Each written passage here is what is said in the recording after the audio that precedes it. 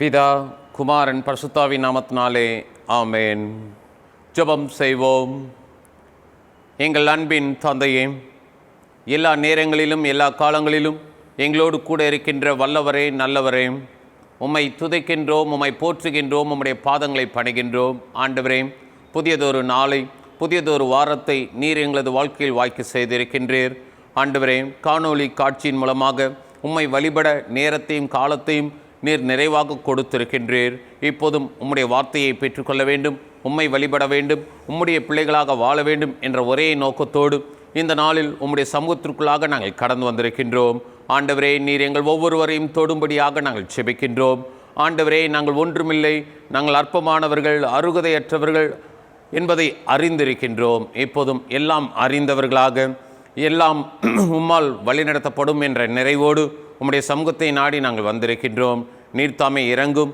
இந்த வழிபாட்டினூடே எங்களை தொட்டு ஆசிர்வதியும். வழிபாட்டில் உம்முடைய சமூகம், உம்முடைய பிரசனம், உம்முடைய வழிநடத்துதல் எங்களோடு இடைப்பட நீர் எங்களை ஆசீர்வதித்து வழிநடத்த வேண்டும் என்று எங்கள் கர்த்தராகிய இயேசு கிறிஸ்துவின் மூலமாய் வேண்டிக் கொள்கிறோம் பிதாவே, ஆமென். நம்முடைய ஆராதனை காரணமாக நாம் அனைவருமாக சேர்ந்து பாமாலைகளில் 7வது பாடலை பாடுவோம். பாமாலை எண் 7.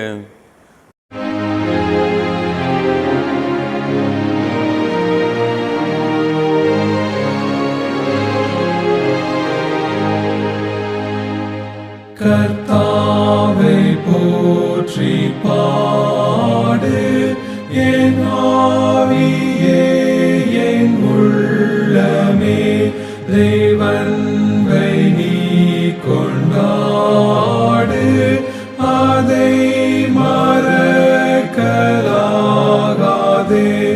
உன் பாவத்தை மன்னித்தார், உன் கேட்டை நீக்கினார், உன் பிராணனை ரட்சித்தார், குணமளிக்கிறார், மகா இரக்கமான சகாயராண்டவர், ஓடுங்கொண்டோரை காண துணை தயாவர, தம்மைந்தரு கண்புள்ள பிதாயிரங்கும் போல் அவர் தமக்கு பயமுள்ள சன்மார்க்கருக்கிறங்குவார், நாம் என்ன ஊருவென்று நன்றாக அறிவார், நாம் தோளும் மண்ணுமென்று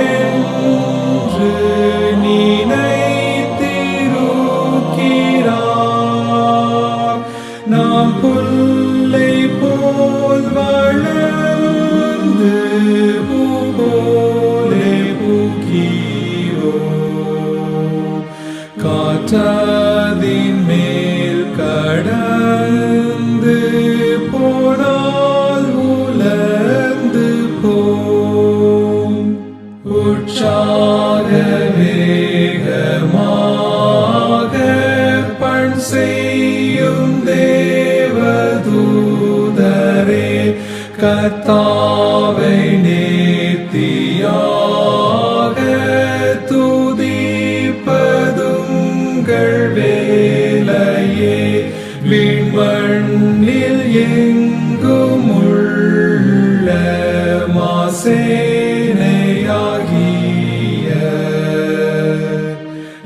சிருஷ்டியும் அன்புள்ள கர்த்தாவை சகல விதவகையுமாக துதிப்பதாகவே, கர்த்தாவை பக்தியாக துதி என் ஆவியே.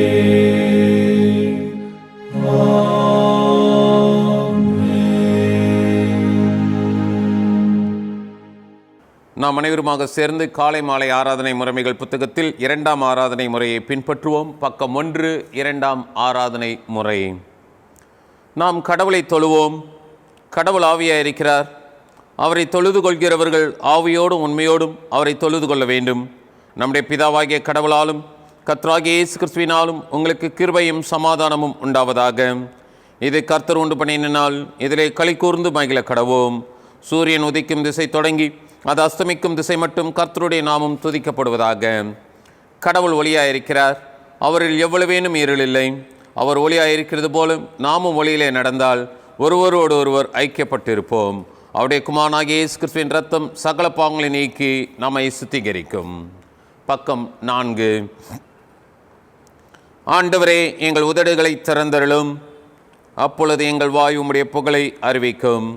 பிதாவுக்கும் குமாரனுக்கும் பரிசுத்தாவிக்கும் மகிமை உண்டாவதாக.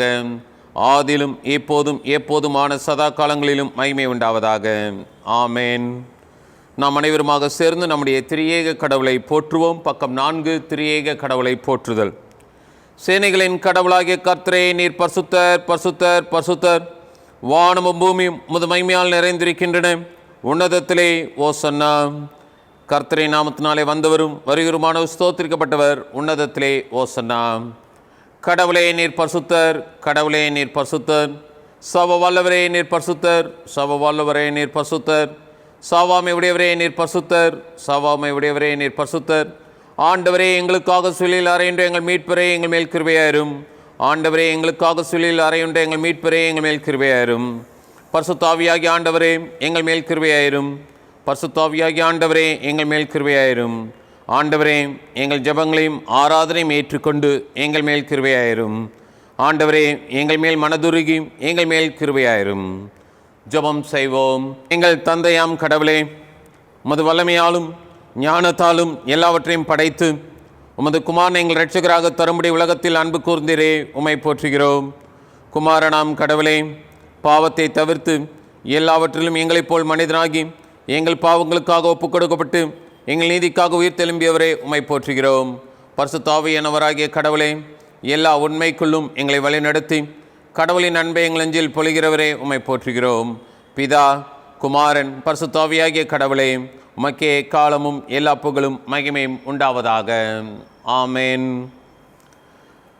நமக்கு பாவமில்லை என்போமேயானால் நம்மை நாமே வஞ்சிக்கிறவர்களாவோம்.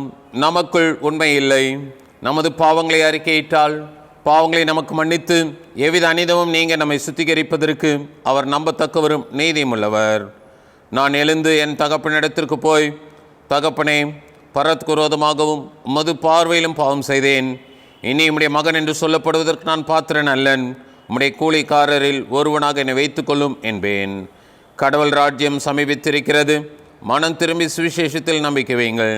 நமது பலவீனங்களுக்காக பரிதவிக்க முடியாத பிரதான ஆசாரியர் நமக்கிராமல் எல்லா விதத்திலும் நம்மை போல் சோதிக்கப்பட்டும் பாவமில்லாத பிரதான ஆசாரியரே நமக்கிருக்கிறார். ஆகையால் நாம் அனைவரும் ஒழுங்காற்படியிட்டு மௌனமாக நம்மை நாமே சோதனை செய்வோமாக.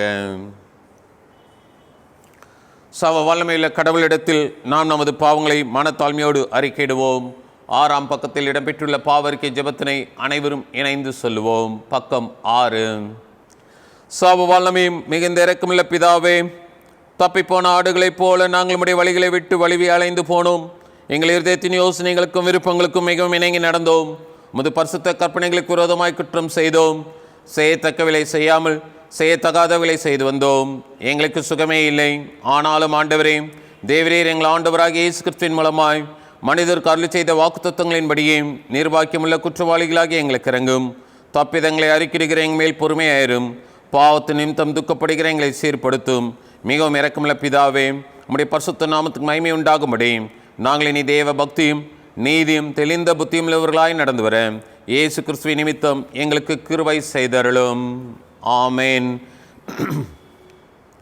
சவ வல்லமையும் மிகுந்த இரக்கமுள்ள ஆண்டவர் மன்னிப்பையும் பாவ நிவர்த்தியும் நமக்கு கட்டளையிட்டருளி வாழ்க்கையை சீர்படுத்துவதற்கான காலத்தையும் தமது பரிசுத்தாவின் கிருபையையும் தேற்றுதலையும் தந்தருள்வாராக. ஆமேன். இந்த நாளுக்குரிய சுவிசேஷ வேத பாடத்தை நாம் வாசிக்க கேட்போம். மார்க்கு நற்செய்தி நூல் 15ஆம் அதிகாரம் வாக்கியங்கள் 37 முதல் 41 முடிய. மார்க்கு நற்செய்தி நூல் 15ஆம் அதிகாரம் வாக்கியங்கள் 37 முதல். இயேசு மகா சத்தமாய் கூப்பிட்டு ஜீவனை விட்டார். அப்பொழுது தேவாலயத்தின் திரைச்சீலை மேல் தொடங்கி கீழ் வரை இரண்டாக கிழிந்தது.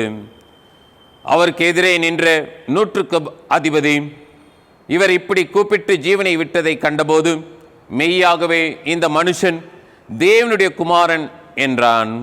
சில ஸ்திரீகளும் தூரத்திலிருந்து பார்த்து கொண்டிருந்தார்கள். அவர் கலிலேயாவில் இருந்தபோது அவருக்கு பின் சென்று ஊழியம் செய்து வந்த மகதலேனா மரியாளும், சின்ன யாக்கோபுக்கும் யோசேப்புக்கும் தாயாகிய மரியாளும், சலோமே என்பவளும், அவருடனே கூட எருசலேமுக்கு வந்திருந்த வேறே அநேக ஸ்திரீகளும் அவர்களோடு இருந்தார்கள். வாசிக்க வேண்டிய நற்செய்தி பகுதி வாசித்தாயிற்று. கிறிஸ்துவே உமக்கே மகிமை உண்டாவதாக. ஆமென்.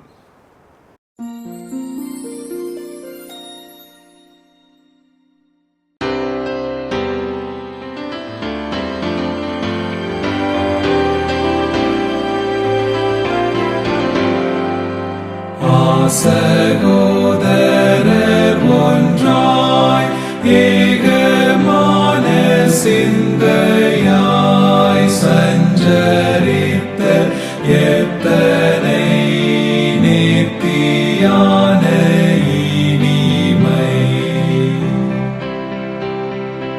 அது ஆரோன் சீரசில் வாத்து கீழ்வடிகையில்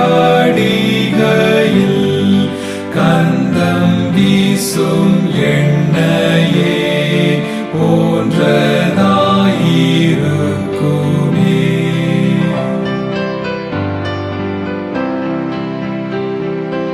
அது எர்மோன் மேலேயும் சீயோன் மேடுகளிலும் பெய்கிற ஆகாசத்து நற்பனியை போன்றது. அங்கேதான் தயாபரர் ஆசீர்வாதம் தருவார். அங்கி போதும் என்றைக்கும் வாழ்வுண்டாகி பெறுவோம்.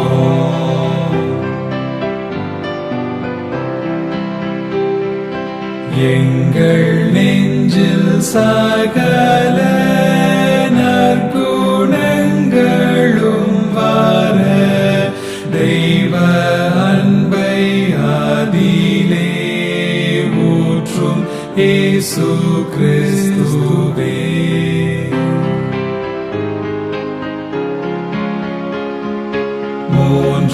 மூன்றொன்றாகிய பிதா மைந்தன் ஆவியும் எல்லா நாளும் ஒருமைப்படும் போல் இம்மந்தை ஒன்றவும்.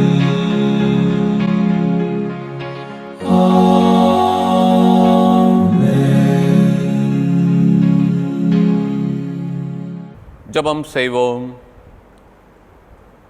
அன்பின் தந்தையே, நேற்றும் இன்றும் என்றும் மாறாதவரே, எங்களது குடும்ப வாழ்க்கையை ஆசீர்வதிப்பவரே, அலங்கரிப்பவரே, உம்மை துதிக்கின்றோம், உம்மை போற்றுகின்றோம், உம்முடைய பாதத்தை பணிகின்றோம். ஆண்டவரே, கணவனும் மனைவியுமாக இணைந்து குடும்ப வாழ்க்கையை நாங்கள் மேற்கொள்ளவும், அந்த குடும்பத்தில் இறையரசின் தகவுகளை வெளிப்படுத்தவும் நீர் எங்களை அழைத்திருக்கின்றீர்.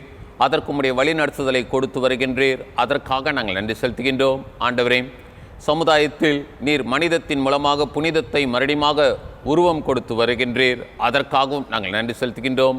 இந்த நாளிலும் நீர் எங்கள் ஒவ்வொருவரோடும் இடைப்படும்படியாக நாங்கள் செபிக்கின்றோம். உம்முடைய வார்த்தையை பெற்றுக்கொண்டு எங்களது குடும்ப வாழ்க்கையிலும் திரு குடும்ப வாழ்க்கையிலும் உம்முடைய இறையரசின் தகவுகளை நாங்கள் உறுதிப்படுத்த நீர் எங்களுக்கு அருள் புரிய வேண்டும் என்று எங்கள் ஆண்டவர் இயேசு கிறிஸ்துவின் மூலமாய் வேண்டிக் கொள்கிறோம் பிதாவே. ஆமென். கிறிஸ்துவுக்குள் அருமையானவர்களே, உங்கள் அனைவரையும் கர்த்தராகிய இயேசு கிறிஸ்துவின் திருப்பெயரில் வாழ்த்துகின்றேன். கடவுளின் மேலான அருளினால் காணொளி காட்சியின் மூலமாக இந்த நாளிலும் கர்த்தருடைய வார்த்தையை நாம் பெற்றுக்கொள்ளும்படியாக அழைக்கப்படுகின்றோம். வருகின்ற நாட்கள் எத்தகைய விதத்தில் இருக்கும் என்பதை அறியாதவர்களாக ஆண்டவரை அறிந்தவர்களாக, ஆண்டவரின் அனுபவத்தை வாழ்க்கையில் சுவைக்கின்ற மக்களாக நாம் இந்த நாளில் ஆராதனையில் பங்கு பெற்று கொண்டு இருக்கின்றோம். கடவுள் நம்மை ஆசீர்வதித்து கொண்டிருக்கின்றார். கடவுள் நம்மை வழிநடத்துகின்றார். நம்முடைய கடவுளை குறித்து வர்ணிக்க வேண்டுமென்றால் எது இம்பாசிபிள் என்று நம்முடைய வாழ்க்கையில் நினைக்கின்றோமோ அதை பாசிபிளாக மாற்றுகின்ற வல்லவராக, நல்லவராக, சிறந்தவராக கடவுள் காணப்படுகின்றார். ஆகவே இந்த நாளில் கடவுளை வணங்கி கடவுளின் வழிபாட்டில் நாம் கடவுளை உயர்த்த அழைக்கப்படுகின்றோம். இந்த நாளிலும் நம்முடைய சிந்தனைக்காக தென்னிந்திய திருச்சபையின் ஒழுங்குப்படி கொடுக்கப்பட்டு இருக்கின்ற தலைப்பு கடவுளின் விடுவிக்கும் பணியில் பெண்கள். கடவுளின் விடுவிக்கும் பணியில் பெண்கள். Women partners in God's liberative act. கிறிஸ்துவுக்குள் அருமையானவர்களே, இன்றைக்கு சமுதாயத்தில் கடவுள் செயல்பட்டு கொண்டிருக்கின்றார். காலங்கள் அவரது கரங்களில் இருக்கின்றது. இந்த சமுதாயத்தில் கடவுள் செயல்படுகின்றார் என்றால் அவர் செயல்படுவது என்பது நம் மூலமாக செயல்பட்டு கொண்டிருக்கின்றார். மனிதத்தின் மூலமாக கடவுள் தன்னுடைய திருவருளை காட்டுகின்றார், திருக்காட்சியை தருகின்றார், நம்மை திருப்பணிக்கென்று அழைக்கின்றார். கடவுள் மனிதத்தின் மூலமாக தன்னுடைய செயலை இம்மண்ணில் உறுதிப்படுத்தி கொண்டிருக்கின்றார். ஆகவேதான் இங்கே பெண்களை குறித்து சொல்லும்போது எத்தகைய தலைப்பு கொடுக்கப்பட்டு இருக்கின்றது என்றால், கடவுள் விடுதலை பணியை மேற்கொள்கின்றார், அந்த விடுதலை பணியில் பெண்களை பயன்படுத்துகின்றார். இன்றைக்கு சமுதாயம் சார்ந்து நாம் யோசித்து பார்க்கும்போது அன்றைக்கும் சரி இன்றைக்கும் சரி வளர்ந்து வருகின்ற இந்த சமுதாயத்திலும் சரி பெண்கள் சற்று வித்தியாசமானவர்களாக வழி நடத்தப்படுகிறார். அத்தகைய புரிந்து கொள்ளுதல் என்பது திருமறையில் வெளிப்படுத்தப்படவில்லை. அந்த காலகட்டங்களில் இருந்திருக்கலாம், இந்த காலகட்டங்களில் இருக்கலாம். ஆனால் கடவுள் விரும்புவது என்ன? பெண்களுக்கும் சமமான அந்தஸ்தினை, முறையான வாழ்க்கையினை அவர் நிலைப்படுத்தியிருக்கின்றார். ஆகவேதான் இங்கு கொடுக்கப்படுகின்ற பணியை குறித்து நாம் பார்க்கும்போது அவர்கள் பங்காளிகள், அவர்கள் பங்கு பெறுகின்றார்கள். தங்களை இடைப்படுத்தி கொண்டு எந்தவித காலகட்டங்களிலும் கடவுளுடைய விடுதலை பணியை செய்கின்றார். பொதுவாக நடைமுறை வாழ்க்கையை நாம் சற்று யோசித்து பார்க்கும்போது மனிதன் 3 அறைகளை வாழ்க்கையில் சுவைக்கின்றான், பார்க்கின்றான். ஒன்று கருவறை, 2வது வகுப்பறை, 3வது கல்லறை. இந்த 3ஐயும் யாரும் நிராகரிக்க முடியாது. ஒருவேளை வேண்டுமென்றால் வகுப்பறையை நிராகரிக்கலாம்.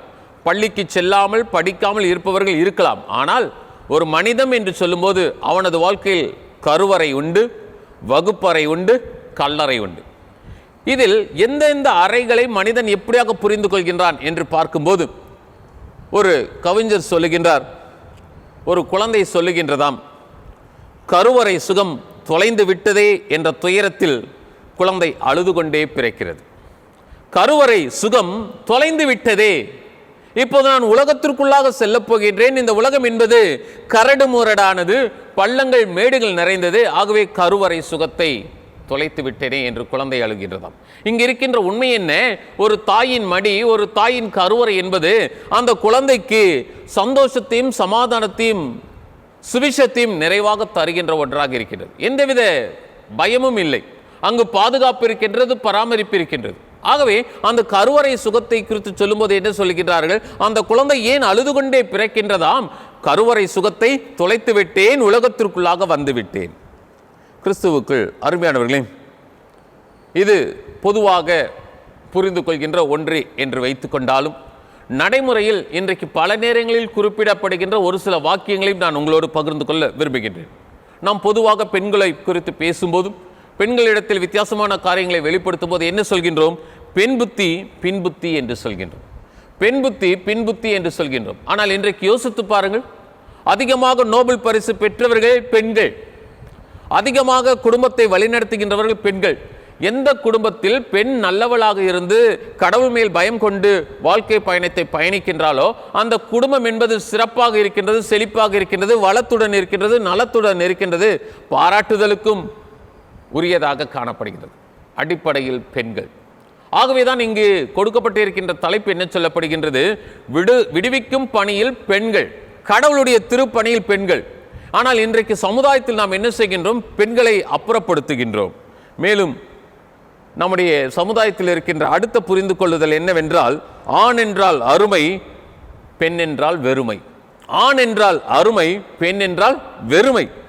பெண்களை நாம் வித்தியாசமாக காண்பது. இன்றைக்கு பெண் குழந்தை பிறந்தவுடன் பெற்றோர் மத்தியில் சந்தோஷம் இருப்பதில்லை, ஒரு சிரிப்பு இருப்பதில்லை. பெண் குழந்தை பிறந்து விட்டதே என்று அழுகின்ற ஒரு சூழல் இன்றைக்கும் காணப்படுகிறது. ஆனால் அதே நேரத்தில் யோசித்து பாருங்கள், நமது ஆண்டவராகிய இயேசு கிறிஸ்து தன்னுடைய திருப்பணியில், தன்னுடைய விடுதலை பணியில் பெண்களை அதிகமாக பயன்படுத்தி இருக்கின்றார். ஒரு ஆட்டோ எனக்கு முன்பாக ஒரு சில மாதங்களுக்கு முன்பு சென்று கொண்டிருந்தது. அந்த ஆட்டோவின் பின்னால் ஒரு வாக்கியம் காணப்பட்டது. அந்த வாக்கியம் என்ன சொன்னது? சீரும் பாம்பை நம்பலாம், ஆனால் சிரிக்கும் பெண்களை நம்பாதே, அது நச்சு விதை என்று போடப்பட்டிருந்தது. கிறிஸ்துவுக்குள் அருமையானவர்களே, உண்மையாகவே நச்சு விதை அங்கு விதைக்கப்படுகிறது. மனிதனின் உள்ளத்தில், மனிதனின் இருதயத்தில் இருக்கக்கூடாத காரியங்கள் அங்கு விதைக்கப்படுகிறது. பாம்பை நம்பலாமாம், இந்த அவனியில் இருக்கின்ற ஆண்டவருடைய அருட்கொடையாக பெண்களை நம்பக்கூடாதாம். கிறிஸ்துவுக்குள் அருமையானவர்களே, இன்றைக்கு பலர் பெண்கள் இன்றி வாழ்க்கையில் எத்தகைய வாழ்க்கையை பெற்றுக்கொண்டு இருக்கின்றார்கள் என்பதை நாம் பார்க்க முடியும். எந்த குடும்பத்தில் பெண்ணானவள் தாயாகவும் மனைவியாகவும் அருமையாக செயல்படுகின்றாலோ அங்கு குடும்பம் என்பது செழிப்புடனும் சிறப்புடனும் காணப்படுகின்றது. ஆகவே இன்றைக்கு திருச்சபையில் பெண்களை நாம் அதிகமாக முக்கியப்படுத்த வேண்டும். நமது ஆண்டவராகிய இயேசு கிறிஸ்து திருமறையில் பெண்களை அதிகமாக முக்கியப்படுத்தி இருப்பதை நாம் பார்க்கலாம். ஒருவேளை லூக்கா நற்செய்தியாளர் போன்றவர்கள் பெண்களுக்கு அதிகமாகவே முக்கியத்துவம் கொடுத்திருக்கிறார். இன்றைய தினத்தில் வாசிக்கேட்ட நற்செய்தி பகுதியிலும் சிலுவை காட்சியை காண்கின்றோம். அங்கு அரசு அதிகாரியின் ஈடுபாட்டை பார்க்கின்றோம். அதன் அருகில் சொல்லப்படுகின்ற உண்மை என்ன? இங்கு பெண்கள் இருந்தார்கள். கிறிஸ்துவுக்குள் அருமையானவர்களே, அந்த காட்சியை நாம் பார்க்க வேண்டும். அந்த காட்சிக்குள்ளாக நாம் கடந்து செல்ல வேண்டும். இயேசு கிறிஸ்துவை பெற்றெடுத்த தாயாரும் அங்கு இருக்கின்றார்கள். 10 மாதம் கருவறையில் சுமந்த தாயாரும் அங்கு இருக்கின்றார்கள். கருவறை சுகத்தை வெளிப்படுத்தின தாயாரும் அங்கு இருக்கின்றார்கள். இப்போது கருவறையில் இருந்த மகன் சிலுவையில் தொங்கிக் கொண்டிருக்கின்றான். அடுத்து கல்லறைக்குள்ளாக பிரவேசிக்க போகின்றான். அதையும் அவர்கள் பார்த்து கொண்டிருக்கிறார்கள். இது எப்படியாக இருக்கின்றது? அங்கு பெண்களின் சாட்சி வெளிப்படுத்தப்படுகிறது. இந்த நாளில் நாம் முதலாவதாக பெற்றுக்கொள்கின்ற உண்மை என்ன? இறையியல் குறிப்பு என்ன? சாட்சி. They are the witnesses. ஏன் இங்கு மார்க் நற்செய்தியாளர் இந்த யூனிட்ல, இந்த பகுதியில் பெண்களை குறித்து குறிப்பிடுகின்றார்கள் என்றால், சீடர்கள் இருந்தார்கள், ஆனால் அவர்கள் கடந்து சென்று விட்டார்கள். சீடர்கள் சிதறிவிட்டார்கள். சிறப்பாக இருக்க வேண்டியவர்கள் சிதறி போய் விட்டார்கள். ஆனால் பெண்கள் அன்றைக்கும் சமுதாயத்தில் சற்று தூரத்தில் நிறுத்தப்பட்டார்கள். அவர்கள் தூரத்தில் நின்று கொண்டு தூயவருக்காக தங்களது தனிப்பணியை வெளிப்படுத்தி கொண்டிருக்கிறார். ஒருவேளை அந்த மார்க் நற்செய்தி நூலில் கொடுக்கப்பட்டு இருக்கின்ற வாக்கியங்களை நாம் உற்று நோக்குவோம் என்றால் அங்கு என்ன சொல்லப்படுகின்றது? அவர்கள் இயேசு கிறிஸ்துவின் திருப்பணியில் ஈடுபட்டவர்கள். கிறிஸ்துவுக்குள் அருமையானவர்களே, இன்றைக்கு பெண்களின் பணி என்பது மகத்துவமானதாக இருக்கிறது. இன்றைக்கு பெண்கள் சமுதாயத்தில் கண்களாக காணப்படுகின்றார்கள். அவர்கள் மூலமாக பலருக்கு உள்ளொளி ஏற்படுத்தப்படுகின்றது, கண்ணொளி ஏற்படுத்தப்படுகின்றது, இதயம் என்பது இருப்பு கொண்டதாக வெளிப்படுத்தப்படுகின்றது. இன்றைக்கு நம்முடைய வாழ்க்கையில் பெண்கள் சாட்சிகளாக இருக்கிறார். இதை நாம் அதிகமாக புரிந்து கொள்ள வேண்டும் என்றால், நாம் அவ்வப்போது வெளிப்படுத்துகின்ற தவறான புரிந்து கொள்ளுதல் ஏதேன் தோட்டத்தின் நிகழ்வு, ஏதேன் சோலைவனத்தில் நிகழ்ந்த நிகழ்வு. பெண்ணானவள் கனியை பறித்தால், கணவனுக்கு கொடுத்தால், ஆகவே பாவம் வந்துவிட்டது. அப்படியாக நாம் புரிந்து கொள்ளக்கூடாது. இது மனிதத்தின் பாவம். யாரையும் பிரித்து பார்ப்பது குடும்பத்தின் அழகல்ல. குடும்பம் என்று சொல்லும்போது கணவனும் இருக்கின்றார், மனைவியும் இருக்கின்றார், இருவரும் ஒரே சரீரம் என்று திருமறை சொல்லுகின்றது. அவ்வாறு இருக்கின்ற சூழலில் அங்கு மனிதம் பாவத்தில் தவறிவிடுகின்றது. இங்கு ஒரு மனிதத்தை பார்க்கின்றோம், சிலுவையில் தொங்கிக் கொண்டிருக்கின்றது.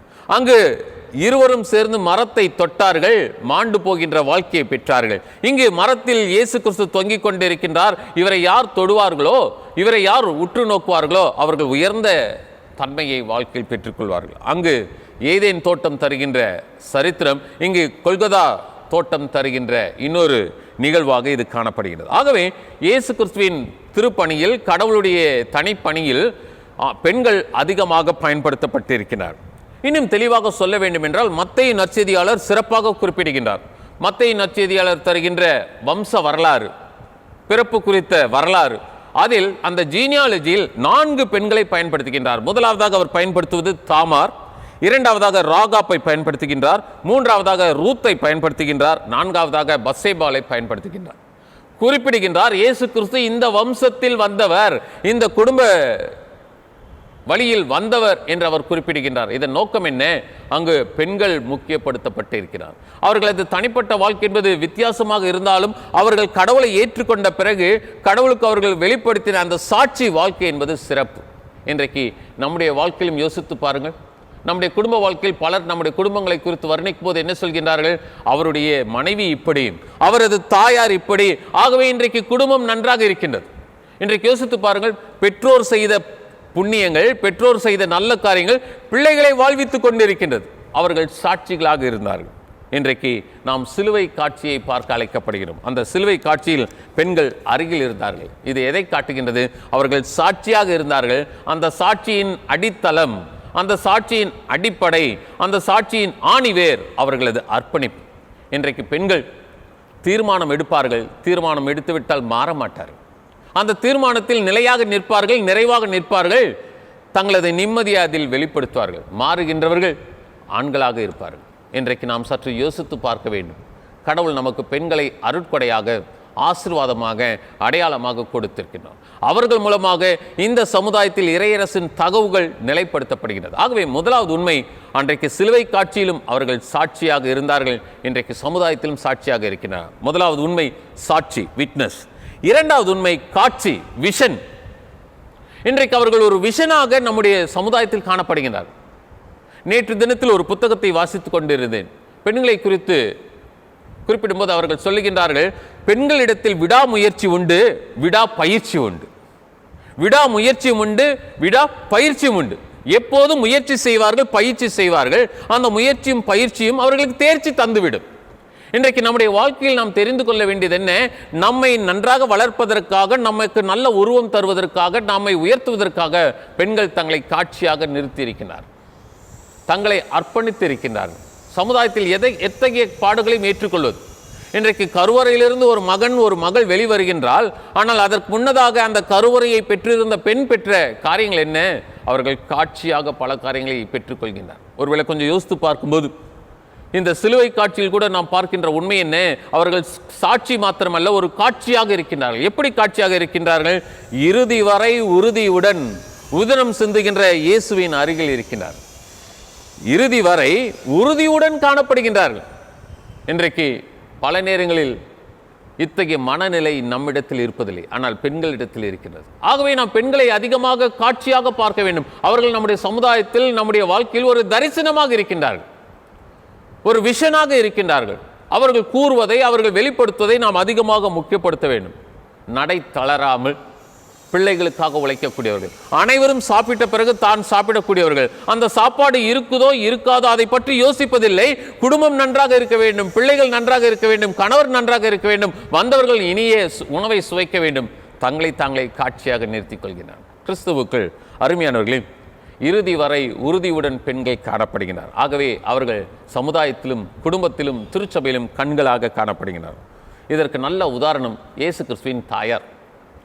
எங்கோ ஒரு கிராமத்தில் இருக்கிறார்கள், வசதிகளற்ற ஒரு சாதாரண வாழ்க்கை வாழ்ந்து கொண்டிருக்கிறார். ஆனால் அவர்களிடத்தில் இருந்தது சாட்சி வாழ்க்கை. அந்த சாட்சி வாழ்க்கையை தான் இன்றைக்கு நானும் நீங்களும் காட்சியாக பார்த்து கொண்டிருக்கின்றோம். இன்றைக்கு நம்முடைய கத்தோலிக்க சகோதர சகோதரிகளை யோசித்து பாருங்கள். மரியாள் அம்மையாருக்கு அதிகமான முக்கியத்துவம் கொடுப்பார்கள், அந்த தாயாருக்கு, அந்த பெண்மணிக்கு அதிகமாக முக்கியத்துவம் கொடுப்பார்கள். ஏன்? அவர்களது அர்ப்பணிப்பு. இன்னும் அதிகமாக சொல்ல வேண்டும் என்றால் திருச்சபையின் முதல் தாய் மரியாள் என்று அவர்கள் குறிப்பிடுவார்கள். இன்றைக்கு நம்முடைய வாழ்க்கையில் தரிசனம் தருபவர்கள், காட்சி தருபவர்கள், விஷனுக்குரியவர்கள் பெண்களாக இருக்கின்றார்கள். அந்த மரியாள், இதோ நான் ஆண்டவருக்கு அடிமை என்று சொன்னார். வார்த்தையில் பிறளவில்லை. இன்றைக்கு வார்த்தை வாழ்க்கையில் முக்கியம். இன்றைக்கு நானும் நீங்களும் கும்பிடுகின்ற ஆண்டவர் இயேசு கிறிஸ்து வார்த்தையானவர், வடிவமானார், வாழ்க்கையானார், வார்ப்பானார். இன்றைக்கு வளமாகவும் நலமாகவும் நம்மை நடத்தி கொண்டிருக்கின்றார். இன்றைக்கு அந்த இயேசு கிறிஸ்துவின் தாயார், இதோ நான் ஆண்டவருக்கு அடிமை என்று சொன்னதை நாம் நினைத்து பார்க்க வேண்டும். இன்றைக்கு நம்முடைய வாழ்க்கையில் பெண்கள் பல கஷ்டங்களை படுகிறார்கள். குடிகார கணவர், மோசமான கணவர், வித்தியாசமான கணவர், அன்பு செலுத்தாத கணவர், மனைவியை குறித்து எந்தவித கரிசனையும் அக்கறையும் அற்ற கணவர். ஆனால் அவர்கள் எப்படி இருக்கின்றார்கள்? தங்களுக்கென்று கொடுக்கப்பட்ட பிள்ளைகளுக்காக, தங்களுக்கென்று கொடுக்கப்பட்ட குடும்ப வாழ்க்கைக்காக அர்ப்பணிப்போடு ஜீவிக்கின்றார்கள். சாப்பிட்டும் சாப்பிடாமலும், தங்களுக்கென்று எதையும் பெற்றுக்கொள்ளாமலும், அனைத்தையும் துறந்துவிட்டு மறந்துவிட்டு தியாக தன்மையோடு அவர்கள் ஜீவிக்கின்றார்கள். இது காட்சி அல்லவா? கிறிஸ்துவுக்குள் அருமையானவர்களே, இன்றைக்கு ஒவ்வொரு மகனும் வாழ்க்கையில் சிறந்து விளங்குகின்றான் என்றால் பின்னால் இருப்பது அந்த தாய், அதன் பிறகு வருகின்ற மனைவி. இன்றைக்கு யார் யாருடைய வாழ்க்கை சிறப்பாக இருக்கின்றதோ அவர்களது வாழ்க்கையில் இத்தகைய சிக்னிஃபிகன்ஸை நாம் பார்க்க முடியும். இன்றைக்கு ஒரு மகன் சிறந்து விளங்குகின்றான், ஒரு மகள் சிறந்து விளங்குகின்றாள் என்றால் பின்னால் தாயார் இருக்கின்றார்கள், மனைவி இருக்கின்றாள். ஆகவே இன்றைக்கு அவர்கள் நம்முடைய வாழ்க்கையில் காட்சியாக இருக்கிறார். யூத சமுதாயத்தை யோசித்து பார்ப்போம். யூத சமுதாயம் பெண்களை அதிகமாக வித்தியாசப்படுத்தியது, பெண்களை அதிகமாக தவறாக வர்ணித்தது. ஆனால் ரூத் என்ற பெண்மணியின் வாழ்க்கையில் என்ன நடந்தது? கடவுள் அவளோடு இடைப்படுகிறார். எஸ்தர் ராஜாத்தியை எடுத்துக்கொள்ளுங்கள். எஸ்தர் என்ன செய்கின்றார்? சற்று தயக்கம் காட்டுகின்றார்கள், தடுமாறுகின்றார்கள். அங்கு மொர்தெகாய் வருகின்றார். அப்போது அவர் சொல்லுகின்றார், இந்த நேரத்தில் நீ மௌனமாக இருந்தால் ரட்சிப்பு என்பது, மீட்பு என்பது வேறொரு இடத்திலிருந்து வந்துவிடும். உடனே துணிகின்றார்கள். துணிந்தவர்கள் தூய பணியை மேற்கொள்கின்றார்கள், துவண்டு விடவில்லை. இன்றைக்கு அந்த பெண்மணியின் மூலமாக ராஜபாரம் காப்பாற்றப்பட்டது. இன்றைக்கு நம்முடைய வாழ்க்கையில் பெண்கள் விஷனாக இருக்கின்றார்கள், காட்சியாக இருக்கின்றார்கள், தரிசனமாக இருக்கின்றார்கள், திருக்காட்சியாக இருக்கின்றார்கள். அதை தான் நாம் திருமறையில் பார்க்கின்றோம், அந்த சிலுவை காட்சியிலும் பார்க்கின்றோம். அவர்கள் தரிசனம் பெற்றவர்களாக இறுதி வரை உறுதியாக அங்கு நின்றிருந்தார்கள். அப்போது அவர்கள் கேட்கின்றார்கள், 100க்கு அதிபதி ஒருவன், அரசாங்க அதிகாரி ஒருவன் தெளிவாக சொல்கின்றார், இவர் தேவனுடைய குமாரன். அவர் இறக்கும்போது அங்கு நடைபெற்ற நிகழ்வு என்பது இயற்கையின் மாற்றத்தை பார்த்துவிட்டு, இயற்கையில் ஏற்பட்ட வித்தியாசமான காரியத்தை அறிந்துவிட்டு சொல்கின்றார், இவர் உண்மையாகவே கடவுளுடைய மகன். அந்த காட்சியை கண்டவர்கள் இந்த பெண்கள். ஆகவேதான் அவர்கள் நம்மை விட விசுவாசத்தில் அதிகமாக இருக்கின்றார். கொஞ்சம் யோசித்து பாருங்களேன், நம்முடைய திருச்சபைக்கு வருகின்ற கூட்டத்தில் யார் அதிகமாக இருப்பார்கள்? பெண்கள் தான் அதிகமாக இருப்பார்கள், ஆண்கள் குறைவாக இருப்பார்கள். இந்த பெண்கள் பயபக்திக்குரியவர்கள், பண்புக்குரியவர்கள், பாசத்திற்குரியவர்கள், பகிர்வுக்குரியவர்கள். ஆகவே அவர்கள் காட்சியாக நம்முடைய வாழ்க்கையில் காணப்படுகின்றார்கள். அவர்கள் விஷன் பெற்றவர்கள். கிறிஸ்துவுக்குள் அருமையானவர்களே, மூன்றாவதாக இன்னொரு இறையியல் குறிப்பையும் நான் உங்களோடு பகிர்ந்து கொள்ள விரும்புகின்றேன். முதலாவதாக நாம் பார்த்தது சாட்சி, இரண்டாவதாக பார்த்தது காட்சி, மூன்றாவதாக நாம் பார்ப்பது மாட்சி. இறைவனுடைய மாட்சியை வெளிப்படுத்துகின்ற திருக்கருவிகளாக நாம் சமுதாயத்தில் பெண்களை உற்று நோக்க வேண்டும். அவர்கள் இறையருள் பெற்றவர்கள், இறைவனுடைய வழிநடத்துதல் பெற்றவர்கள். இன்றைக்கு கடவுள் வேறு வழியை தெரிவு செய்யவில்லை, கருவறையை முக்கியப்படுத்துகின்றார், ஒரு பெண்ணை முக்கியப்படுத்துகின்றார். அதன் அர்த்தம் என்ன? அந்த பெண்ணை மகிமைக்குரியவளாக, மாட்சிக்குரியவளாக காணப்படுகின்றார். அன்றைக்கு ஆதாம் ஏவாள் நிகழ்வு மூலமாக பெண்ணை வித்தியாசமாக உணர்ந்த சமுதாயம் இன்றைக்கு இந்த பெண்ணை அதிகமாக உயர்த்த வேண்டும், பெண்ணை முக்கியப்படுத்த வேண்டும். அவர்கள் மாட்சிக்குரியவர்கள், மகிமைக்குரியவர்கள் என்பதனால் அவர் அங்கு வெளிப்படுத்துகின்றார். The strength of the women is something unique in the society. எங்கெல்லாம் பெண்கள் போராடுகின்றார்களோ அவர்களது போராட்டம் என்பது வித்தியாசமாக இருக்கும், முழுமையானதாக இருக்கும், நிறைவானதாக இருக்கும். அவர்கள் போராடி வெற்றி கண்டு விடுவார்கள். ஆண்களை விட வெற்றி பெறுபவர்கள் பெண்கள் தான். இன்றைக்கு நம்முடைய வாழ்க்கையில் இறை மாட்சிக்குரியவர்கள் பெண்கள் என்பதை நாம் மறந்துவிடக்கூடாது. ஒருவேளை சற்று யோசித்து பார்க்கும்போது திருச்சபை வரலாற்றில் இரேனியஸ் என்ற இறையியல் வல்லுநர் சொல்கின்றார், முழு மனித வாழ்வே இறைவனின் மகிமை, அந்த மகிமையை பெண்களிடத்தில் காணலாம் என்று சொல்கின்றார். முழு மனித வாழ்வே இறைவனின் மகிமை. நமக்கு கொடுக்கப்பட்டிருக்கின்ற முழு மனித வாழ்க்கை என்பது பெண்கள் சார்ந்ததாக இருக்கின்றது. பெண்கள் இல்லை என்றால் சமுதாயத்தில் குடும்ப வாழ்க்கை இல்லை. இன்றைக்கு நாம் பெண்களை அதிகமாக முக்கியப்படுத்த அழைக்கப்படுகின்றோம். இன்றைக்கு ஒரு மனிதன் தன்னுடைய வாழ்க்கை பயணத்தை ஒரு பெண் மூலமாகத்தான் ஆரம்பிக்கின்றான். கருவறை முதல் கல்லறையை நோக்கி செல்லும் வரையிலும் பெண்ணுடைய ஆதரவு, அரவணைப்பு மனிதனுக்கு தேவைப்படுகிறது. ஆகவே பெண்கள் மாட்சிக்குரியவர்கள், அதை நாம் மறந்துவிடக்கூடாது. அன்றைய சூழலில் பலர் கல்லறைக்கு வர தயங்கினார்கள், பலர் கல்லறைக்கு வருவதற்கு தடுமாறினார்கள், தங்களை தாங்களே தூரப்படுத்தி கொண்டார்கள், தங்களை தாங்களே அப்புறப்படுத்தி கொண்டார்கள், பயந்தார்கள். ஆனால் இங்கு நாம் பார்க்கின்ற இந்த நாளுக்குரிய சுவிசேஷ வேத பாடம் என்ன சொல்கின்றது? கருவறையை முக்கியப்படுத்தின ஆண்டவருக்கு கல்லறை வரை வந்த கண்ணியமான பெண்கள் என்று அவர்களை வர்ணிக்கின்றது. ஆகவே அவர்கள் மாட்சிக்குரியவர்களாக இருக்கின்றனர். இந்த நாளிலும் இத்தகைய திருவிளையாடலை பெண்கள் நம்முடைய சமுதாயத்தில், நம்முடைய திருக்குடும்பத்தில், குடும்ப வாழ்க்கையில் வெளிப்படுத்தி கொண்டே இருக்கலாம். ஆகவே நாம் குடும்ப வாழ்க்கையில் பெண்களை அதிகமாக முக்கியப்படுத்த வேண்டும். ஒரு கவிஞர் சொல்லுகின்றார், பெண்களை குறித்து சொல்லும்போது இன்றைக்கு சமுதாயத்தில் இருக்கின்ற நிகழ்வு எப்படியாக மாற்றப்பட வேண்டும் என்றால், குறுகிய மனங்கள் விரியனும், மூடிய இதயங்கள் திறக்கணும், ஒற்றுமை உலகில் ஓங்கணும், ஒரு தாய் மக்களாய் மாறணும். இன்றைக்கு மிகவும் அழகாக சொல்லப்படுகின்றது. குறுகிய மனங்கள், நமக்குள்ளாக இருக்கின்ற குறுகிய மனப்பான்மை, தவறான புரிந்து கொள்ளுதல் மாற வேண்டும், அது விரியனும். மூடிய இதயங்கள் திறக்கப்பட வேண்டும். நம்முடைய இதயங்கள் இன்றைக்கு திறக்கப்பட வேண்டும். ஒற்றுமை உலகில் ஓங்கணும், ஒரு தாய் மக்களாய் என்றும் வாழணும். கிறிஸ்துவுக்குள் அருமையானவர்களே, தாயின் மூலமாகத்தான் நாம் உலகத்தை காண்கின்றோம். ஆகவே நமக்கு தந்தையை காட்டுபவர்கள் தாயைத்தான். அந்த தாய் இவர்தான் தந்தை என்று சொல்லவில்லை என்றால் தந்தைக்கு விவரம் கிடையாது, இலக்கணம் கிடையாது, விளக்கம் கிடையாது, அந்த விலாசமும் கிடையாது. இன்றைக்கு கடவுள் பெண்களை நமக்கு அருட்கொடையாக கொடுத்திருக்கிறார். ஆகவே திருச்சபையிலும் பெண்களை முக்கியப்படுத்த வேண்டும், குடும்பத்திலும் பெண்களை முக்கியப்படுத்த வேண்டும், உலகத்திலும் நாம் பெண்களை முக்கியப்படுத்த வேண்டும். ஏனென்றால் அவர்கள் விடாமுயற்சி செய்யக்கூடியவர்கள், விடாக்கூடாத பயிற்சி செய்யக்கூடியவர்கள், விடாமுயற்சிக்குரியவர்கள், விடக்கூடாத பயிற்சி செய்யக்கூடியவர்கள். ஆகவே அவர்கள் சிறந்தவர்கள். ஒரு கவிஞர் சொல்லுகின்றார், மனிதர்களுக்கு இரு கைகளும் வெறும் கைகள். மனிதர்களுக்கு இரு கைகளும் இருக்கின்றது, அந்த இரு கைகளும் வெறுங்கைகள்.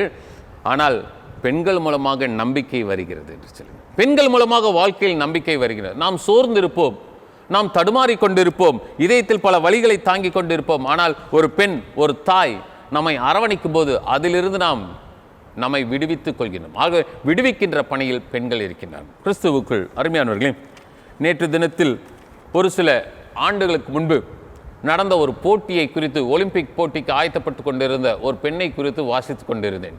ஜானி என்று அழைக்கப்பட்ட ஒரு அன்பான பெண் நன்றாக ஒலிம்பிக் போட்டியில் பங்கு பெறுவதற்காக பயிற்சி செய்து கொண்டிருந்தார்கள். ஆனால் அவர்களது பயிற்சி, அவர்களது முயற்சி தேர்ச்சிக்கு வழிநடத்துகின்ற விதத்தில் காணப்பட்டது. அனைவரும் கூறினார்கள், அவர்களது பயிற்சியை பார்த்து சொன்னார்கள், அவர் அந்த பெண்ணை வழிநடத்துகின்றவர் சொன்னார், கண்டிப்பாக இந்த தடவை கோல்டு மெடல் இந்த மகளுக்கு உண்டு என்று. அனைவரும் சந்தோஷமாக இருந்தார்கள், நாடே சந்தோஷமாக இருந்தது. ஆனால் நடந்தது என்ன? அவர்கள் ரோட்டில் நடந்து சென்று கொண்டிருக்கும்போது, நடைப்பயிற்சி செய்து கொண்டிருக்கும்போது ஒரு வாகனத்தால் இடிக்கப்பட்டார்கள். அவர்கள் விழுந்து விட்டார்கள். அவர்களது 2 கால்களும் நாசமாக்கப்பட்டது. அவர்கள் இனிமேல் சொந்த கால்களினால் நடக்க முடியாது, ஓட முடியாது என்ற சூழல் வந்துவிட்டது. அப்போது ஒலிம்பிக் பந்தயம் நெருங்கிவிட்டது. அந்த வருடம் ஒலிம்பிக் பந்தயத்தில் அவர்கள் ஈடுபட முடியவில்லை, கால்களை இழந்து விட்டார். ஆனாலும் விடாத முயற்சி இருந்தது, விடக்கூடாத பயிற்சி இருந்தது. என்ன செய்தார்கள்? செயற்கை கால்களை பொருத்தும்படியாக சொன்னார்கள். அந்த வழி நடத்துகின்ற வல்லுநரை அழைத்தார்கள், எனக்கு பயிற்சி கொடுங்கள் என்று சொன்னார்கள். பயிற்சி ஆரம்பிக்கும் போது கீழே விழுந்தார்கள், தடுமாற்றங்கள் இருந்தது, தடைகள் இருந்தது, கரடு முரடாக இருந்தது, பள்ளங்கள் மேடுகளை சந்தித்தார்கள், அழுகை இருந்தது, கண்ணீர் இருந்தது. ஆனால் அவர்கள் வெறுங்கையாக தனது கையை முக்கியப்படுத்தாமல் நம்பிக்கை கொண்டவர்களாக இருந்தார்கள். அந்த நம்பிக்கை அவர்களை அந்த மீதமுள்ள நாட்களில் பயிற்சிக்கு அதிகமாக வழிநடத்தினது. நினைத்த வண்ணமாக ஒலிம்பிக்கில் பங்கு பெற்றார்கள்.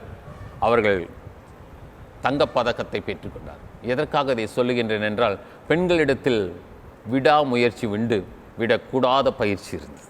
இன்றைக்கு நம்முடைய வாழ்க்கையில் பெண்கள் அவ்வாறு இருப்பதினால்தான் நாம் சொல்கின்றோம், behind every man success there is a woman என்று.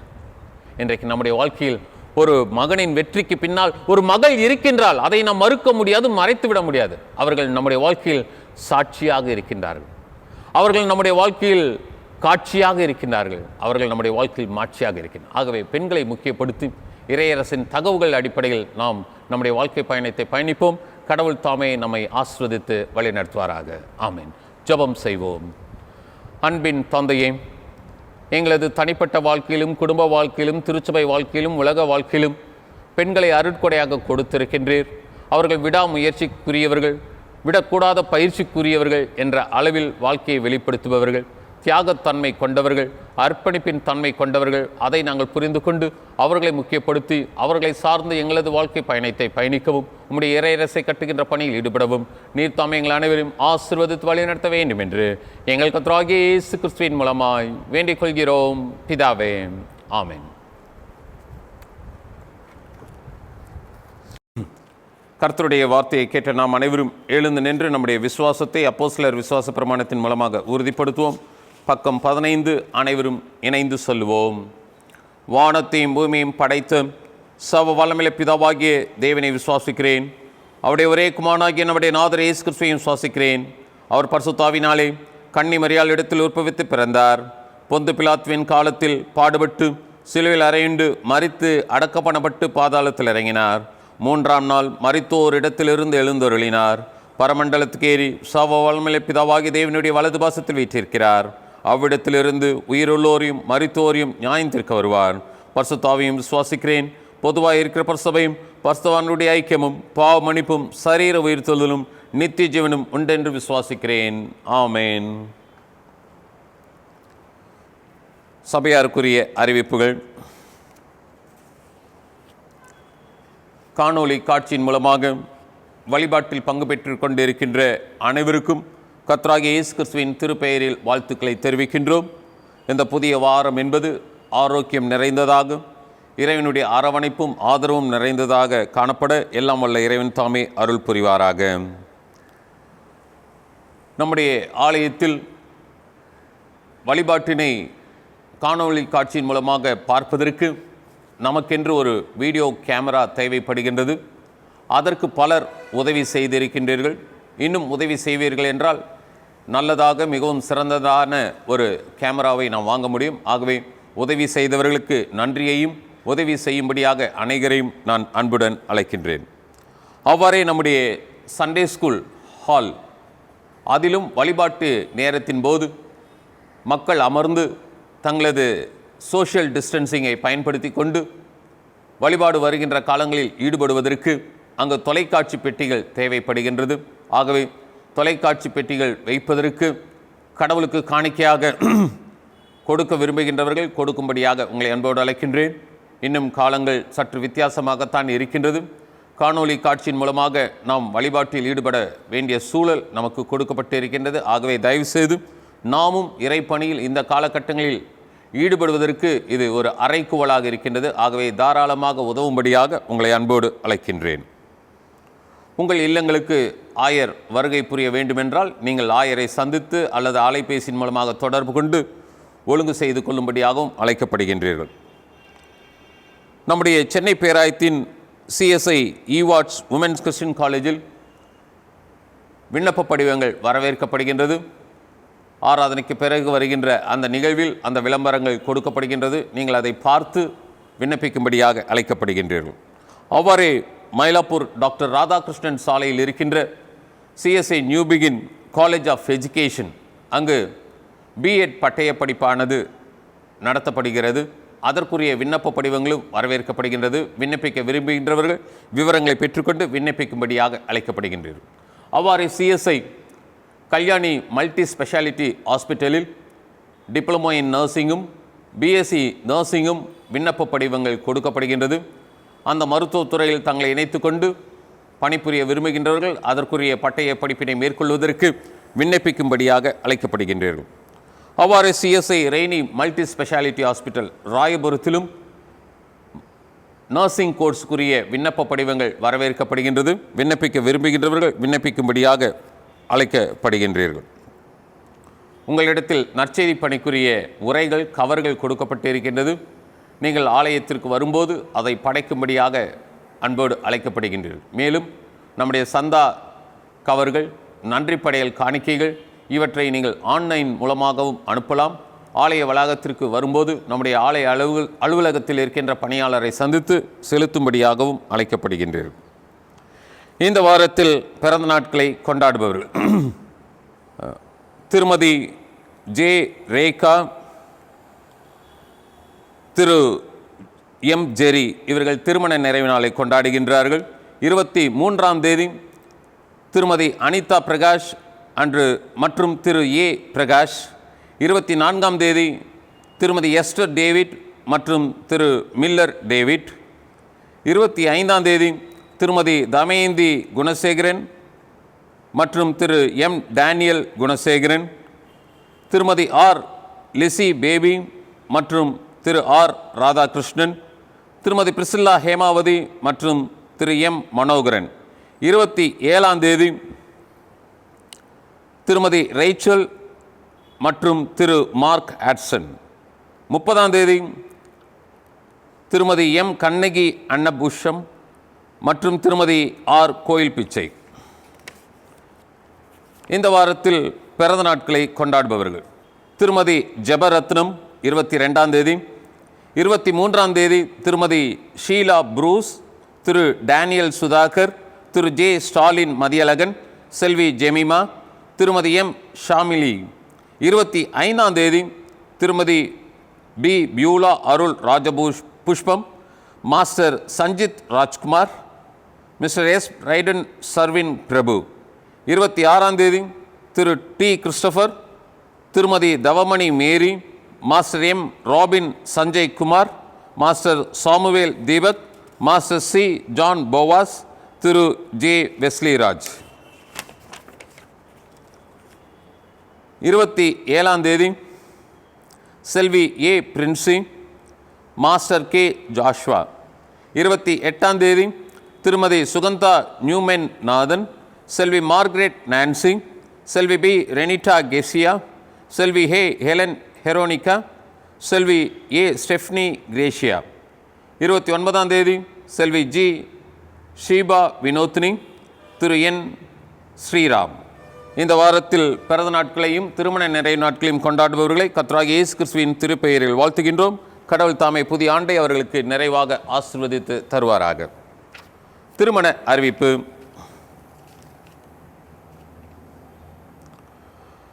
நம்முடைய சிஎஸ்ஐ தூய யோவான் ஸ்நானகர் ஆலயத்தை சேர்ந்த திரு டேவிட் பிரபு எம் மற்றும் திருமதி தவமணி மேரி ஏ என்பவர்களின் மகள் செல்வி தோரா ரெய்னி டி என்பவருக்கும், குரோம்பெட் சிஎஸ்ஐ தூய பவுல் ஆலயத்தை சேர்ந்த எஸ் ராஜேந்திரன் மற்றும் திருமதி சாந்தலட்சுமி ராஜேந்திரன் ஆர் என்பவர்களின் மகன் செல்வன் ஆர் நிஷாந்த் என்பவருக்கும் திருமணம் நடைபெற உள்ளது. இவ்விருவரும் இப்பரிசுத்த நிலைமையில் இணைக்கப்படக்கூடாதபடி நியாயமான தடைகள் ஏதேனும் இருப்பின் அதை சபையின் போதகருக்கு எழுத்து மூலம் தெரிவிக்க வேண்டும். இது இவர்களுக்கு 2வது அறிவிப்பு. நம்முடைய சிஎஸ்ஐ தூய யோவான் ஸ்நானகர் ஆலயத்தை சேர்ந்த திரு பிபின் ஜோ எஸ் என்பவருக்கும், அதாவது திரு சுரேஷ்குமார் திருமதி கலாராணி சுரேஷ்குமார் என்பவர்களின் மகனுக்கும், கன்னியாகுமரி பேராயம் சிஎஸ்ஐ மார்த்தாண்டம் சேகரத்தை சேர்ந்த திரு எம் ஜான் ரஸ்கின் திருமதி ஜாலி மெல்கிஜா என்பவர்களின் மகள் செல்வி எஸ் ஜொனில் பெஃபி என்பவருக்கும் திருமணம் நடத்த ஒழுங்கு செய்யப்பட்டுள்ளது. இவ்விருவரும் இப்பரிசுத்த நிலைமையில் ஒன்றாக இணைக்கப்படக்கூடாதபடிக்கு நியாயமான தடைகள் ஏதேனும் இருப்பின் அதை சபையின் ஆயருக்கு எழுத்து மூலம் தெரிவிக்க வேண்டும். இது இவர்களுக்கு 1வது அறிவிப்பு. இந்த வாரத்தில் பிறந்த நாட்களையும் திருமண நிறைவு நாட்களையும் கொண்டாடுபவர்களுக்காக ஆண்டவருடைய சமூகத்தில் மன்றாடுவோம், ஜெபம் செய்வோம். அன்பின் தந்தையே, எல்லா நன்மைகளையும் நல்ல காரியங்களையும் எங்களது வாழ்க்கையில் அனுமதிக்கின்ற வல்லவரே, நல்லவரே, உம்மை துதைக்கின்றோம், உம்மை போற்றுகின்றோம், உம்முடைய பாதத்தை பணிகின்றோம். இப்போதும் தந்தையே, எங்களது குடும்பத்தில் இந்த வாரத்தில் பிறந்த நாட்களை கொண்டாடுகின்ற பெரியோரையும் சிறியோரையும் உம்முடைய அற்புத கரத்தின் கீழ் கொண்டு வருகின்றோம். ஒவ்வொருவருக்கும் புதிய ஆண்டை நீர் ஆசீர்வதித்து தாரும். புதிய ஆண்டின் தேவைகளையும் அவசியங்களையும் நீர் சந்தித்தள்ளும். குறிப்பாகவும் சிறப்பாகவும் நிறைவான ஆரோக்கியத்தை தாரும். இந்த நாட்களில் அவர்களுக்கு தேவையான இம்யூனிட்டி என்பது அவர்களது உடலில் காணப்பட நீர் அருள் தாரும். புதிய ஆண்டை கர்த்தர் எங்களுக்கு ஆசீர்வதித்து தந்து கொண்டிருக்கின்றார் என்று அவர்கள் சாட்சி பகர அருள் தாரும். அவ்வாறே திருமண நிறைவு நாளை கொண்டாடுகின்ற தம்பதியருக்காக நாங்கள் செபிக்கின்றோம். ஒவ்வொரு தம்பதியரையும் நீர் ஆசீர்வதியும். அவர்களது இல்லறம் என்பது என்றைக்கும் நல்லறமாக காணப்பட நீர் இல்லறத்தின் தலைவராக இருந்து அவர்களை ஆட்கொள்ளும்படியாகவும் ஆஸ்வதிக்கும்படியாக நாங்கள் செபிக்கின்றோம். ஆண்டவரே, திருமணத்திற்காக ஆயத்தப்படுகின்ற எங்களது குடும்பத்தின் பிள்ளைகளுக்காக நாங்கள் செபிக்கின்றோம். ஆண்டவரே, திருமண வாழ்க்கை என்பது இறைவன் அருளிய அருட்கொடை. அதற்குள்ளாக பிரவேசிப்பதற்கு கடவுள் என்னை ஆஸ்வதிக்கின்றார். ஆகவே நான் கடவுளின் தலைமையில் செயல்படுவேன் என்று இந்த நாட்களில் அவர்கள் தங்களது இதயத்தில் முடிவினை எடுக்கவும் தங்களை தாங்களே பதப்படுத்திக் கொள்ளவும் பக்குவப்படுத்திக் கொள்ளவும் நீர் அருள் தாரும். எல்லாவற்றுக்கும் மேலாக தந்தையே, எங்களது திருச்சபை குடும்பத்திற்கு நீர் ஒருவரே தலைவராக இருந்து எங்கள் அனைவரையும் ஆட்கொண்டு ஆசீர்வதித்து வழிநடத்த வேண்டும் என்று எங்கள் கர்த்தராகிய இயேசு கிறிஸ்துவின் மூலமாய் வேண்டிக் கொள்கிறோம் பிதாவே, ஆமென். நாம் அனைவருமாக சேர்ந்து கீர்த்தனைகளில் 129வது பாடலை பாடுவோம். கீர்த்தனை எண் 129.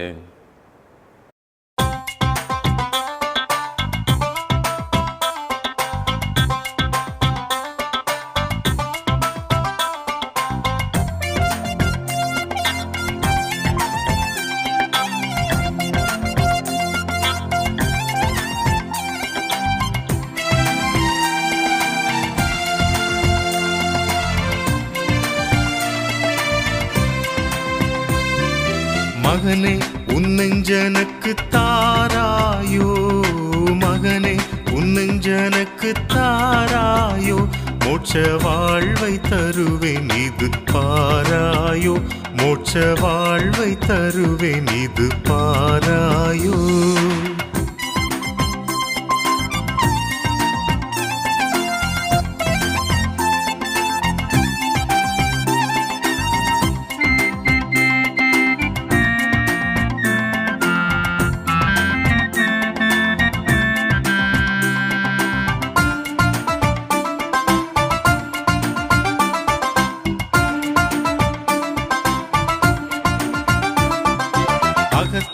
அசுத்தம் எல்லாம் துடைப்பேனே, அகத்தின் அசுத்தம் எல்லாம் துடைப்பேனே, பாவ அழுக்கை நீக்கி அருள் கொடுப்பேனே, பாவ அழுக்கை நீக்கி அருள் கொடுப்பேனே. மகனே உன்னெஞ்சனக்கு தாராயோ, மகனே உன்னெஞ்சனக்கு தாராயோ, மோட்ச வாழ்வை தருவேன் இது பாராயோ, மோட்ச வாழ்வை தருவேன் இது பாராயோ.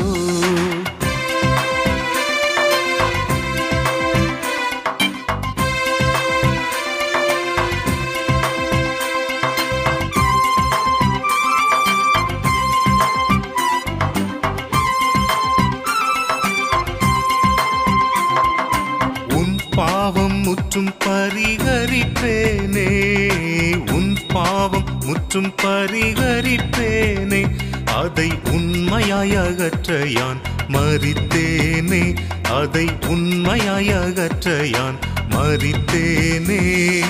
மகனே உன்னெஞ்சனக்கு தாராயோ, மகனே உன்னெஞ்சனக்கு தாராயோ, மோட்ச வாழ்வை தருவேன் இது பாராயோ, மோட்ச வாழ்வை தருவேன் இது பாராயோ.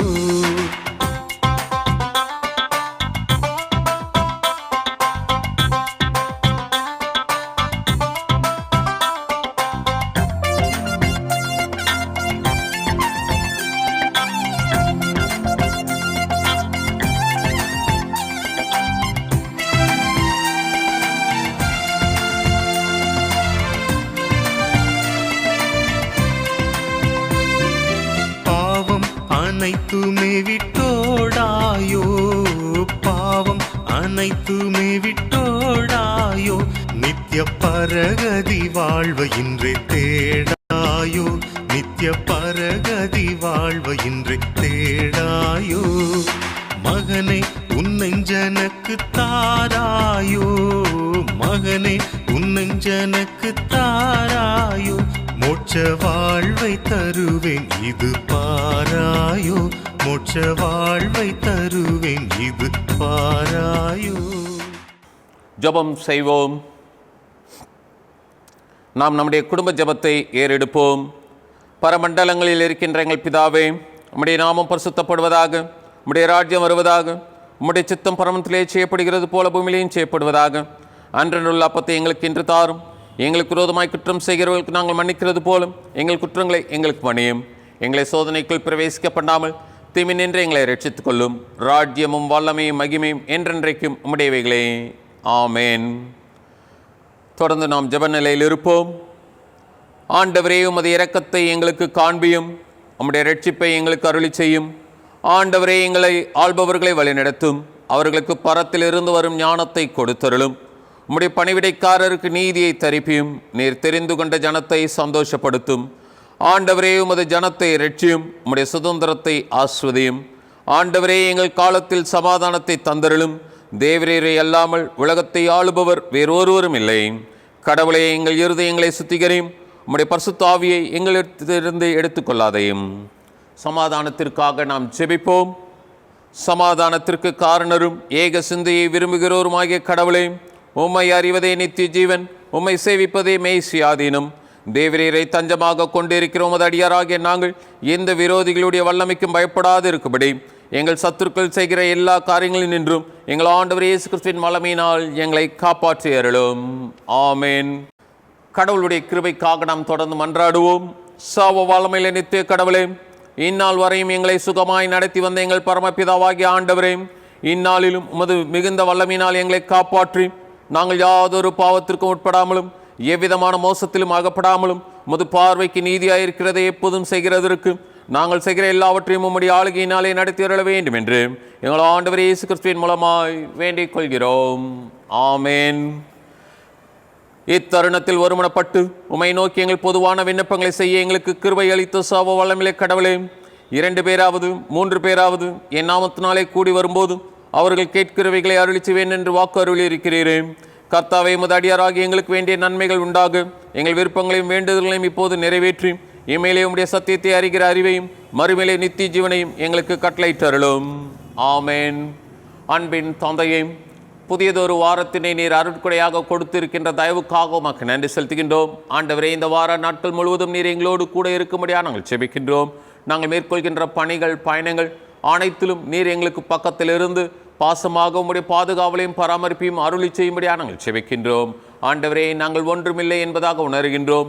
எங்களது குடும்ப வாழ்க்கையில் நீர் எங்களுக்கு பாராட்டி இருக்கின்ற அனைத்து நன்மைகளுக்காக, ஈவுகளுக்காக, வெகுமதிகளுக்காக நாங்கள் உமக்கு நன்றி செலுத்துகின்றோம். ஆண்டவரே, எங்களது குடும்ப வாழ்க்கையில் நீர் அருமையான பெண்களை நீர் கொடுத்திருக்கின்றீர்.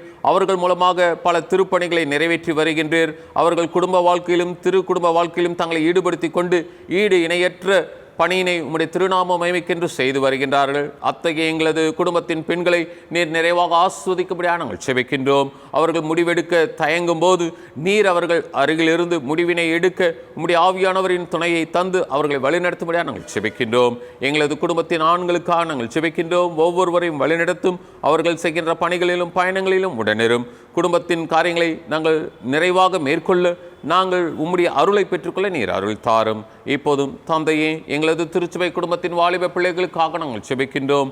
ஒவ்வொரு மகனையும் ஒவ்வொரு மகளையும் வாலிப பருவத்தில் நீர் தொட்டு ஆசீர்வதிக்கும்படியாகவும் வல்லவருடைய வலது கரத்தை அவர்கள் பிடித்து கொண்டு செயல்பட நீர் வழிநடத்தும்படியாக நாங்கள் செபிக்கின்றோம். எங்களது குடும்பத்தின் சிறு பிள்ளைகளுக்காக நாங்கள் செபிக்கின்றோம். சிறு பிள்ளைகளை நீர் அதிகமாக ஆசீர்வதியும். இந்த நாட்களில் அவர்களுக்கு தேவையான பாதுகாப்பையும் பராமரிப்பையும் ஆரோக்கியத்தையும் நீர் நிறைவாக தாரும். அனைவருக்கும் நல்ல கல்விமானின் நாவை தாரும். ஆண்டவரே, இந்த நேரத்திலும் எங்களது குடும்பத்தின் பெற்றோர், பெரியோர், முதியோர் அனைவருக்காக நாங்கள் செபிக்கின்றோம். ஆண்டவரே, வயதான காலத்தில் நீர்த்தாமை அவர்களோடு கூட இருந்து உடலிலும் உள்ளத்திலும் திடகாத்திர தன்மைகளை தந்து ஆரோக்கியத்தை அருட்கொடையாக தந்து வழிநடத்தும்படியாக நாங்கள் செபிக்கின்றோம். அன்பின் தந்தையே, மறுபடியும் எங்கு பார்த்தாலும் தொற்று என்பது காணப்படுகின்றது. இந்த கொரோனா வைரஸ் என்பது அதிகமாக காணப்படுகின்றது. குறிப்பாக எங்களுக்கு அருகில் இருக்கின்ற கேரள மாநிலத்தில் ஏற்பட்டிருக்கின்ற இத்தகைய காரியத்திற்காக வருந்துகின்றோம். ஆண்டவரே, நீர் குறுக்கிடும்படியாகவும் உம்முடைய அடியாரை காக்கும்படியாக நாங்கள் செபிக்கின்றோம். உம்முடைய காயப்பட்ட கரங்களினால் ஒவ்வொருவரையும் தொட்டு ஆரோக்கியத்தை அருட்கொடையாக அருளும்படியாக நாங்கள் செபிக்கின்றோம். அவ்வாறு எந்தெந்த தேசத்தில் இந்த கொரோனா வைரஸ் என்பது அதிகமாக காணப்படுகின்றதோ அங்கெல்லாம் நீர் இடைப்படும்படியாகவும் வழிநடத்தும்படியாக நாங்கள் செபிக்கின்றோம். இந்த நாளிலும் தந்தையே, முன்கள பணியாளர்கள் அனைவருக்காக நாங்கள் செபிக்கின்றோம். மருத்துவத்துறையில் இருப்பவர்கள், காவல்துறையில் இருப்பவர்கள், சுகாதாரத்துறையில் இருப்பவர்கள், பொதுப்பணித்துறையில் இருப்பவர்கள் அனைவரும் ஈடுபடுகின்றார்கள். ஒவ்வொருவருக்கும் தேவையான பாதுகாவலையும் பராமரிப்பையும் தாரும். அவர்களது குடும்பங்களை நீர் ஆசிர்வதியும். இப்போதும் தந்தையே, இந்த நாளிலும் நாங்கள் உம்முடைய சமூகத்திற்குள்ளாக கடந்து வந்து ஆராதனையில் ஈடுபடவும் உம்முடைய வார்த்தையை பெற்றுக்கொள்ளவும் நீர் அருள் புரிந்தீர். அதற்காக உமக்கு நன்றி செலுத்துகின்றோம். எங்களது குடும்ப வாழ்க்கையில் நீர் பெண்களை சாட்சியாகவும் காட்சியாகவும் மாட்சியாகவும் நிறுத்தியிருக்கின்றீர். அதற்காக உம்மை துதிக்கின்றோம். தொடர்ந்து பெண்களுக்கே உரிய மரியாதையும் மாண்பையும் நாங்கள் கொடுத்து இந்த மண்ணில் உம்முடைய மனத்தை வீச நீர் எங்கள் அனைவரையும் ஆசீர்வதித்து வழிநடத்த வேண்டும் என்று எங்கள் கர்த்தராகிய இயேசு கிறிஸ்துவின் மூலமாய் வேண்டிக் கொள்கிறோம் பிதாவே. ஆமென். தேவனுடைய இரக்கமுள்ள கிருபைக்கும் பராமரிப்புக்கும் உங்களை ஒப்புவிக்கிறோம். பிதா, குமாரன், பரிசுத்த ஆவியாகிய சர்வ வல்லமை பொருந்தின கடவுளுடைய ஆசீர்வாதம் உங்களுக்குள்ளே இருந்து எப்போதும் உங்களோட நிலைத்திருக்க கடவது. ஆமென்.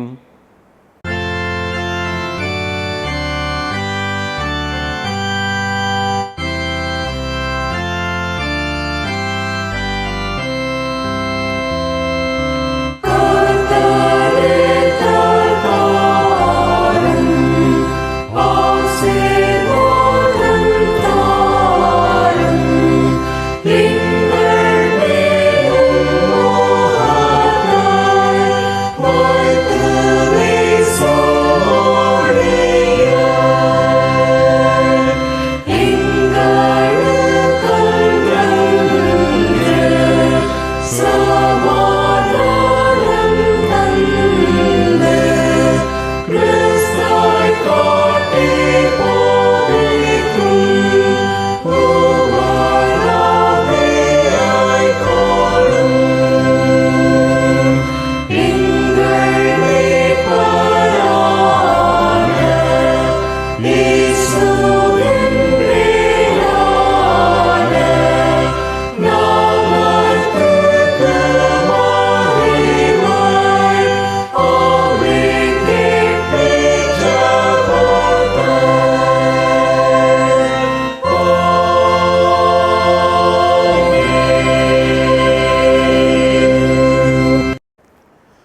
கர்த்தர் உங்களோடு இருப்பாராக.